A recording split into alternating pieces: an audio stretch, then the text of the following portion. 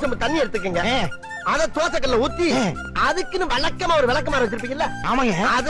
அடிப்பக்கமா திருப்பி சரிங்க,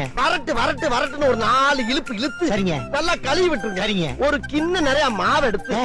பெரிய ரவுண்டாவும் இல்லாம சின்ன ரவுண்டாவும் இல்லாம சரிங்க, பொதுவா ஒரு ரவுண்ட ஊத்தி 4-5 வெங்காயத்தை போட்டு பொடியா நறுக்கி அப்படியே மேலாப்ல பரபர தூவி விட்டு, சரிங்க, ஒரு நீளமான கேரட்